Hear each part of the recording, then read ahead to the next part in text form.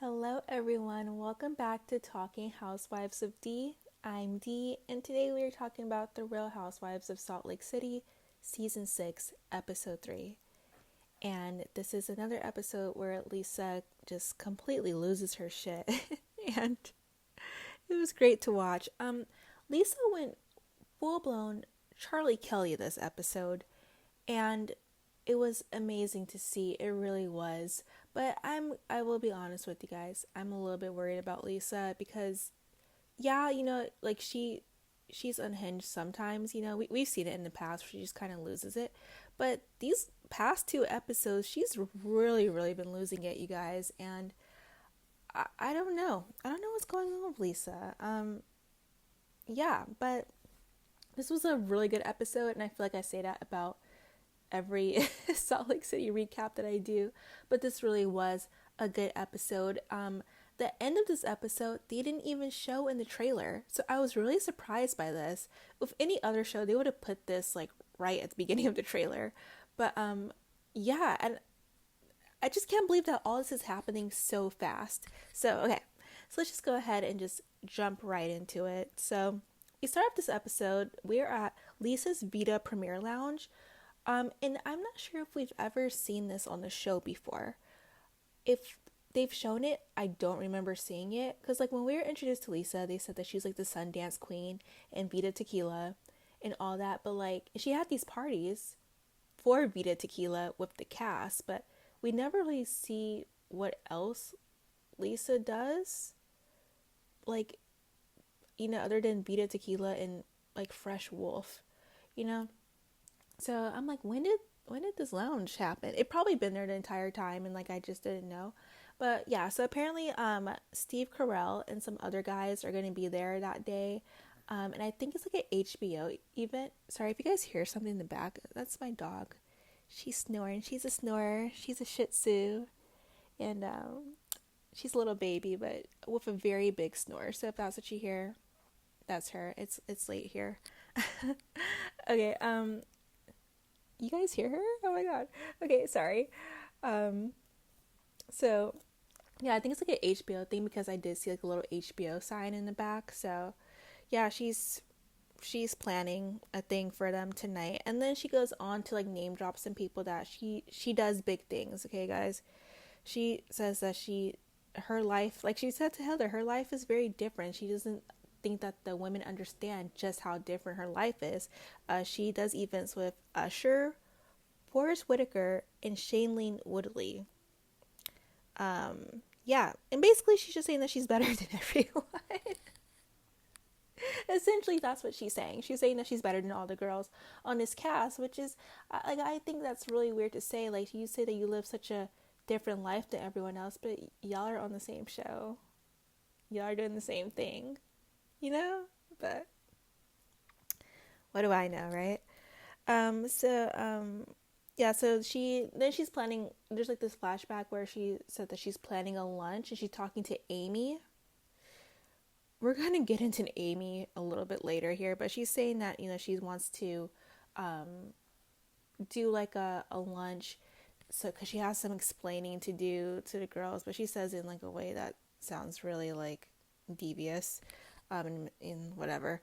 But when Lisa is talking to like her assistant about this lunch, it's totally a voiceover. Like, Lisa's mouth is moving and the voice is not adding up, and her face is like turned too, but you can still see her lips moving, and it was a total voiceover. Just something that I noticed. Okay, then we have another scene. Is with Bronwyn and Todd, and I know this is a really unpopular opinion, and I've mentioned this before, but I actually do like Todd. I know, guys. I think him and Bronwyn are good together. Yeah, we can talk more about them a little bit later, or maybe in another recap or something, because I could spend a long time talking about them and their dynamic and what I think about it, and how I don't agree with what Todd does, but I, like, to some extent, like, I'm not gonna say I understand it, but like I don't know. It's just something about Todd that I like, and that could be my own daddy issues. I don't know. It's probably a me thing. It's probably a me thing. Okay. All right. So yeah, Bronwyn and Todd, they go to lunch, right? And Bronwyn said that Todd is getting better after seeing what people are saying about him. And, people are saying a lot of shit about Todd, saying that, he talks down to Bronwyn and all that, which he was. He was. He was treating her like a child. And she just kind of, like, took it. And I thought that was, like, really weird how he was doing that on camera. I'm like, what happens when the cameras aren't rolling, And then I know you're saying, like, Dee, you saying all this, so why do you like Todd? Again, daddy issues. Anyways, so yeah. He's barely saying anything, by the way, at this lunch. He is keeping it real cute and just short. I guess he does not want to be under fire again. And then Bronwyn reveals that her dad has Alzheimer's. And I saw a Instagram post of hers, and unfortunately her dad did pass away shortly after filming, so that's really sad. But he was living with it for about 10 years, and then he went to like an assisted living facility. And then Bronwyn's mom had a brain tumor. She's doing fine now, but she moved in with Bronwyn and Todd and Gwen, and I guess Gwen's boyfriend. So all of them are in that house now with their dogs. Yeah, so, then Bronwyn and Meredith, they had a moment, because they're talking about, like, their dads and all that, and Bronwyn said that it meant a lot to her because, she really wants Meredith to get to know her on a deeper level. And then it goes into Todd and Bronwyn talking about Lisa, and Todd basically says, fuck Lisa, like, you don't need to be friends with her, stop trying to be friends with her. And Bronwyn's like, she wants to be friends with her so it can be easier for everyone. And Todd's basically like, fuck that. Todd doesn't like Lisa. Ever since they pulled that little stunt in Palm Springs, remember he called her tequila mediocre? And like, and of course he doesn't like Lisa because she brought up, the whole Emma thing with the $4 million necklace and all that. Like, like Todd just does not fuck with Lisa, and he doesn't want Bronwyn to fuck with Lisa, but Bronwyn still wants to fuck with Lisa. It's like, come on now. And then Todd says that a lot of people don't like Bronwyn because she said that she wants everyone to like her, and then Todd's like, a lot of people don't like you. And Bronwyn's like, what? He's like, yeah, just, look at your Facebook or your Instagram, whatever. But basically, Todd is telling Bronwyn, just leave Lisa alone. Okay, then we go to another scene, and these next couple of scenes are going to be like really emotional and very heavy. So I'm just gonna kind of just quickly go through it. Angie and her dad have a moment at his house. He's just basically telling her about his childhood and him coming to America, and Angie saying how much that she really loves her dad, and she appreciates him so much. He's the first person she calls in the morning, last person she calls when she goes to sleep. Her dad is like almost 90 years old. He's 89, and she just, I don't know, I get emotional thinking about this too because it reminds me so much of my grandpa, who sadly passed away a few years ago, and just like the way that their connection is. She loves her dad so much, you guys, and it just really warms my heart. Just seeing just how much she appreciates him and how much she appreciates him having a relationship with her daughter and all that. So it's just really heartwarming. And then we're going to go on to Bronwyn and her mom. So another emotional little scene. Remember I told you guys that Bronwyn's mom now lives with them. But she goes back and forth to Northern California because they're trying to move some things around the house, get rid of some things, because her dad is in the assisted living facility. So, yeah, they're talking about, everything that's going on with Bronwyn's dad and how hard it is, how difficult. Like, he doesn't even recognize Bronwyn. He thinks that Bronwyn is Gwen. And then it's just really, really sad, you guys. It's very heartbreaking. Just very, very heartbreaking. I couldn't even imagine going through something like that. And, they're talking about that, and like her mom saying that, she doesn't want to, move his things or get rid of them or look through them because, it's weird doing now when he's not here to tell her, it's just so sad. But then like her mom kind of like, after the sadness part, her mom kind of throws a bit of a jab at her, and because Bronwyn's saying that it took her a while to get to where she's at, and then Bronwyn's mom says, like, yeah, you wouldn't have got there without Todd. You wouldn't have got there on your dime. Like, Todd supported you. And I'm like, God damn. Like, if I were to date an older rich man, like, I would not want my mom to tell the world that I wouldn't have been shit without him. Like, if you think that, you could tell me that in private, or just keep that to yourself. Don't get on camera and say that I would be nothing without this man and his money. That was kind of messed up. Yeah. Yeah, she just says she wouldn't have gone to where she's at without Todd and his money. Like, damn. I don't know, guys. That was a little tough. And you know what? I think that's just going to be, she just set the tone for how they're going to be for the rest of the season. Yeah, right? So let's move on. So Heather and Angie are now painting Heather's office. So there's a helicopter going by, guys. Is that a helicopter or an airplane? Okay, I think it's gone. Okay, yeah. So so they're painting Heather's office. It was her daughter's storage room, but now she wants to make it into her office and her loved in. And she said that she's working on a third book. She's got a third book deal, and she wrote her last 2 books from her bed. So she kind of wants an office, try her book. But if it were me, I think I would keep writing in the bed, because if it was working for my last 2 books, I think I'm going to keep on doing it.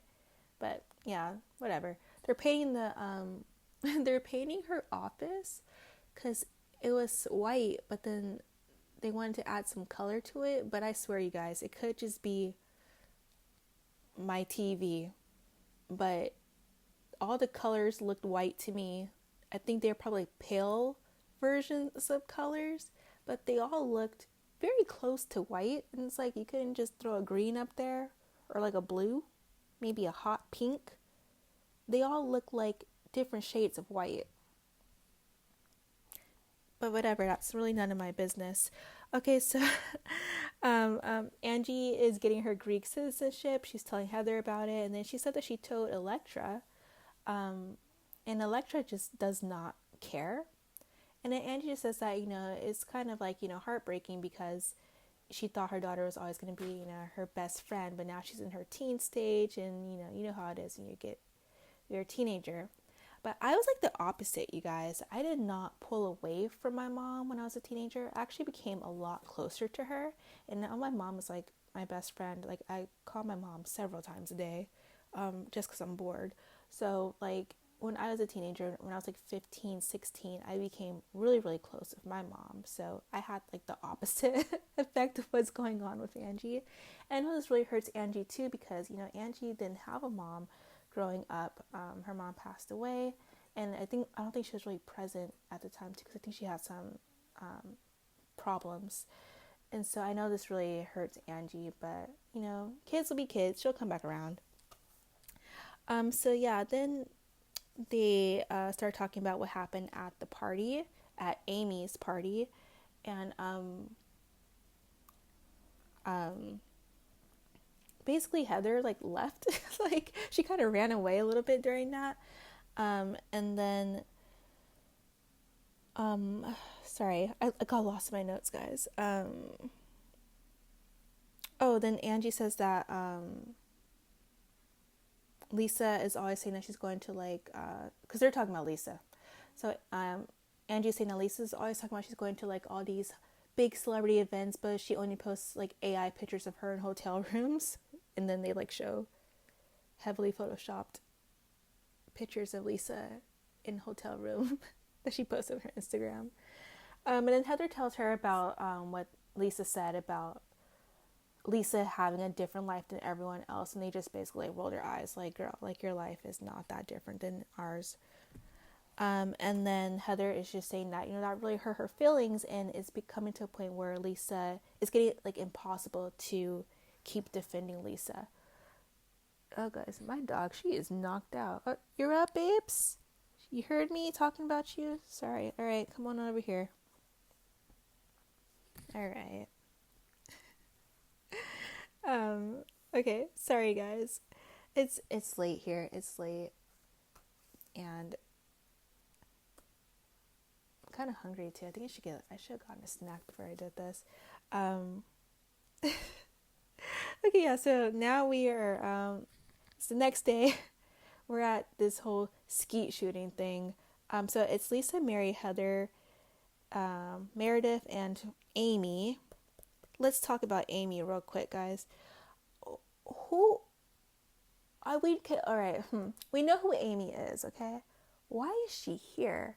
Because she's inserting herself and stuff too, and she's like at these activities. She's getting a lot of airtime, but we have, it's not. I don't think Amy's a part of the cast. And I'm thinking maybe this is like a Melly situation. Remember Melly? I think her name's Melly from last season, who she had a whole photo shoot too with the girls, and she was on, I think she had maybe one confessional, and she was on all these trips and stuff with the girls, but then like she just kind of disappeared and she never came to a reunion. She was a friend of, but like not really. And I think they kind of phased her out because she said like some transphobic stuff on Twitter or something else. I think it was transphobic. It was something really bad. It was really bad. And they just like phased her out. Yeah. So I'm wondering, like, did Amy have a friend of Spot and she just wasn't interesting? Or did something come out about her that we just haven't found out yet? I don't know, but she's in the mix, which is, yeah, whatever. Okay, so yeah, they're skeet shooting, okay? So this is before the lunch, and Lisa says that she only wants people that, she trusts around her who didn't talk behind her back. And I just think it's crazy that Brittany's not there when Brittany was basically the only person defending her, besides Heather and like a little bit of Meredith. But Brittany was like really on, really getting into it, especially with Whitney, about Lisa. And then she didn't even get invited to the skeet shooting. So justice for Brittany. All right, so now this is like the whole big thing, guys. So I took notes. They're kind of all over the place. You're just gonna have to bear with me here, okay, guys? Because now I'm looking like Charlie Kelly with the, the string and the pictures. That's how I'm looking right now, trying to piece this together. Okay. So the rest of the ladies show up to lunch, and they all look incredible, by the way. I just have to say, it's giving very Kyle Richards, Kimosabe, Aspen, like the hat, the furs, that's what it's giving. And they all look incredible. Every single one of them look great, like gorgeous. Okay, I love Lisa's coat. Like, they just all look damn good, okay?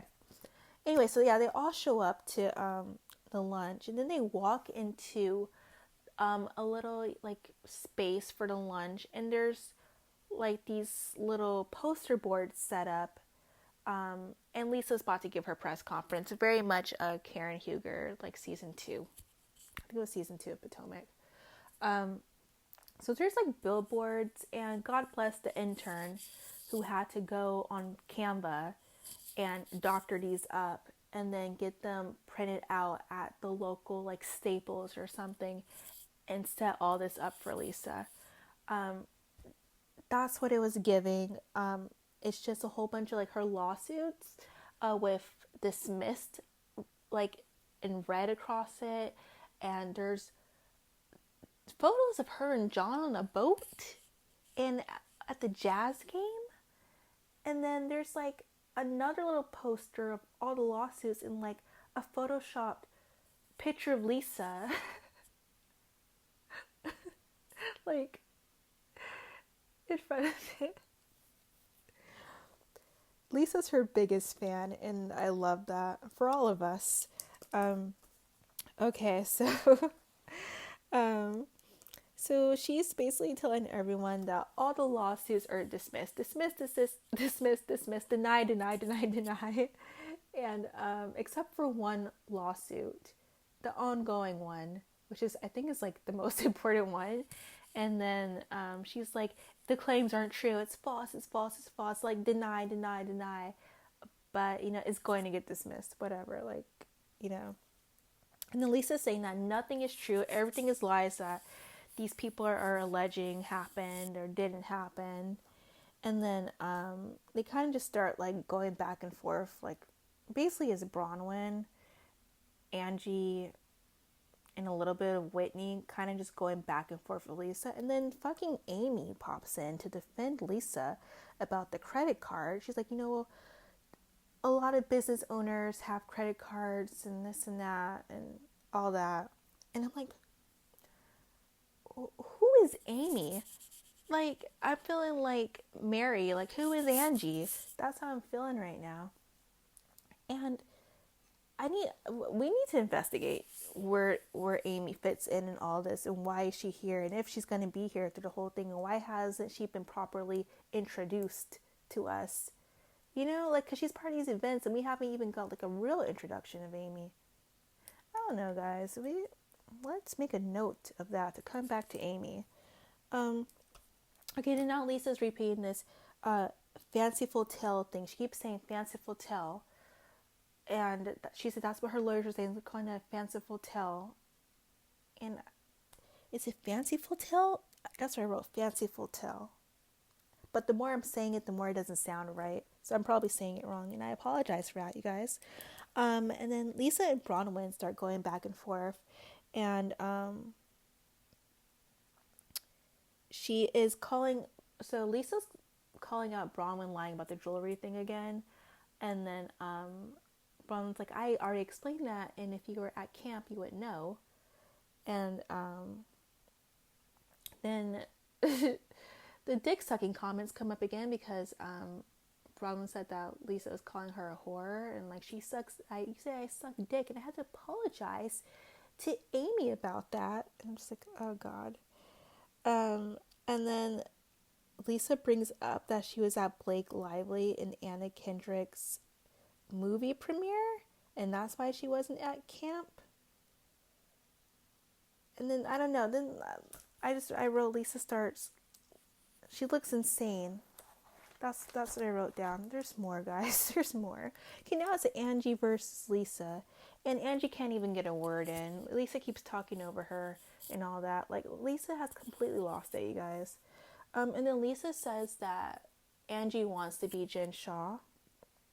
And then that's when Angie loses her shit. She starts standing up and doing the whole finger pointing thing. You know how my girl Angie gets.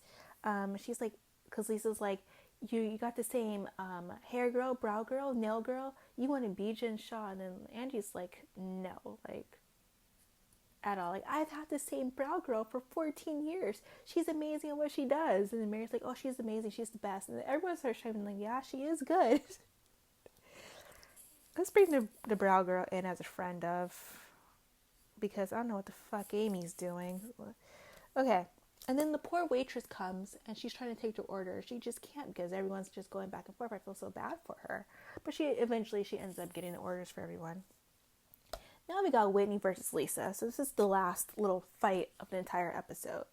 We have Whitney versus Lisa, and then Meredith chimes, because Meredith can't stand Whitney. So Meredith like kind of goes at Whitney, and then Whitney's like, "Oh, now you pipe in," and then Meredith's like, "Huh?" And then everyone starts kind of going in at Meredith like, "You didn't defend Lisa. You didn't." Even Mary's like, "No, Meredith, you didn't defend her. You didn't defend her." And then Meredith's like, "Yes, I did, Mary. Yes, I did." And then Brittany tells her, "No, you didn't. You did it." And then Meredith can't stand Brittany either, so she's basically telling her to shut the fuck up, like, you don't know what you're talking about. She didn't say that in those words, but that's basically what she said. And then, hold on, okay. And then Lisa goes for Whitney's business, and that's when Whitney and her just really go at it. They go back and forth, and then Whitney goes, she's scared. And then the look that Lisa gave her, it's like, I'm not scared. And then that's when she really loses it, you guys. There's something about Whitney that triggers Lisa. Like, she always loses her shit, but she really loses her shit when Whitney opens her mouth. So Lisa's yelling, she's talking really loud. Well, duh. Yeah, she's talking loud. She's yelling. She's yelling, and she's just like, just unhinged at this point. And then Lisa calls Whitney a redhead, but Whitney thinks she says redneck. And then, obviously Whitney gets really mad. But let's talk about the redhead comment. Because you guys know, Whitney dyed her hair red because of her daughter Bobby. And I think Bobby is an adorable girl. I think her red hair is super cute. But you know how kids are. Kids are so evil, you guys. Like, they're so evil. And they make fun of Bobby and her red hair. So that's why Whitney dyed her hair. And to just stand with Bobby. So the fact that Lisa insults Whitney's red hair, it's like, okay, like, this is why Whitney did what she did. Because people like you. Lisa doesn't know how to argue. All she knows how to do is cuss and throw insults at people. That's all she knows how to do. We witnessed it last episode. We witnessed it previous seasons. Lisa can't argue. She knows how to get loud and insult you. That's it. So Whitney gets mad and she throws a napkin at Lisa. And that's when I thought it was going to be over with, right? I thought she was going to walk away. Girl, she walked around the table and got up in Lisa's face, like up in her face. And I mean, like, they have to be inches away from each other's face. I thought she was going to swing on her. I really did. Then there was like some type of physical contact, like Lisa pushing Whitney's hands away. And then Whitney just walks away. And yeah, that was the episode. I did not see that Whitney getting up in her face thing coming. But yeah. So I would give this episode, I'm going to give it a 9. A 9 out of 10. We haven't got a solid 10 out of 10 yet, guys. To me, this was a 9 out of 10. It was a good episode. It was really good. It's better than anything on TV right now. But it was a 9 out of 10. And yeah. Okay, so we're about to hit like 30 minutes. So I'm going to wrap it up. Thank you guys so much for listening to me talk about Housewives. You guys know how much I love Salt Lake City. I really appreciate you guys taking the time out of your day to just listen to me talk about all this stuff. It really does mean a lot to me, so thank you so much. If you want to like this video, you can. Subscribe to me, you can. I will be out with another episode next week, so we're going to be recapping episode 4. And I think Potomac is coming out. Let me see. Sorry, I was watching it. When is Potomac coming out? Let me just quickly figure this out. Let's see. Premiere. Oh, it's coming out on the 5th. This Sunday. Okay, so I'll be back on Monday. I'll be back on Monday recapping season 10, episode 1 of Potomac. And then Wednesday we're going to do Salt Lake City. And then this week on Monday, I put out an episode just recapping what's been going on with Real Housewives of Orange County, if anyone cares. But yeah, that's about it. Again, like my dog, you probably hear her snoring in the background. She's 5 pounds, but a very big snorer. And it's nighttime here right now. And yeah, that's it, guys. Yeah.